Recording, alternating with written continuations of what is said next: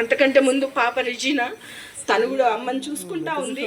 అదే సమయంలో బాబు వచ్చినాడు, సాటర్డే దిగినాడు. సండే ఒకరోజు మండే నుంచి అమ్మకి డ్రెస్సింగ్ చేయడం, ఎందుకంటే అమ్మకి కొన్ని షుగర్ ఈ కాంప్లికేషన్స్ని బట్టి వూన్స్ అయినాయి. ప్రతిరోజు మార్నింగ్ ఈవినింగ్ డ్రెస్సింగ్ చేయాలి.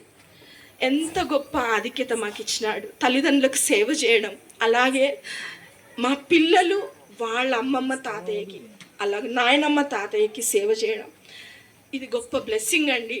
వేరే వేరే కాదు, మన పితరులకు సేవ చేయడమే గొప్ప ఆధిక్యత. నెక్స్ట్ మనకు దేవుడు ఏర్పాటు చేస్తాడు. అలాగూ ఆఖరి డ్రెస్సింగ్ కూడా నా కుమారుడు ఇప్పటివరకు తబ్లాగా వచ్చినాడు కదా, అమ్మకి ఆఖరి చనిపోయిన తర్వాత కూడా డ్రెస్సింగ్ చేసినాడు బిడ్డ. కనుక వాళ్ళకి చెయ్యడము మాకు ఆధిక్యత, వాళ్ళకి పరిచయం. ఎందుకంటే వాళ్ళు ప్రభు పని చేస్తున్నారు, ప్రభు పిల్లల పక్షాన నిలబడ్డారు. నిజంగా మొన్న బుద్ధివెళ్ళగానే ఎంతోమంది ఏడుస్తూ ఉన్నారు దేవుని ప్రజలు, వారి కొరకు వాళ్ళు ప్రయాసపడినారు. పిల్లలంగా వారికి సేవ చేసేదానికి దేవుడు మాకు ఆధిక్యత ఇచ్చినాడు.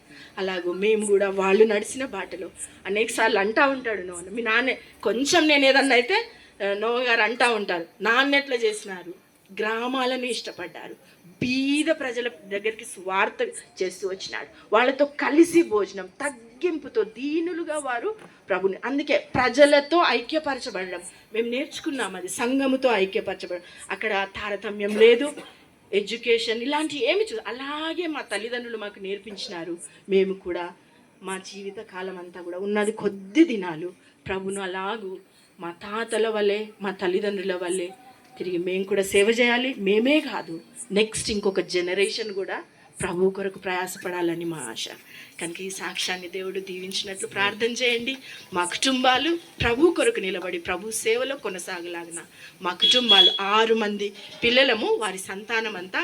ద్రాక్షవల్లి కుమార్తె కెనడాలో ఉంది, తను కూడా nature cure doctor, naturopathy doctor. బాబు యూకేలో ఉన్నాడు, చిన్న పాప కూడా మెడిసిన్ కంప్లీట్ అయి నెక్స్ట్ మంత్ వస్తుంది. ఇలాగూ బిడ్డలందరినీ దేవుడు దీవించినాడు, ఎంత దీవించినాడు. ఇదంతా మా పితరుల ఆశీర్వాదాన్ని మేము పొందుకున్నాం. వాళ్ళు ప్రభు కొరకు ప్రయాసపడ్డారు, మమ్మల్ని దేవుడు దీవించినాడు. Thank you. మా కొరకు ప్రార్థన.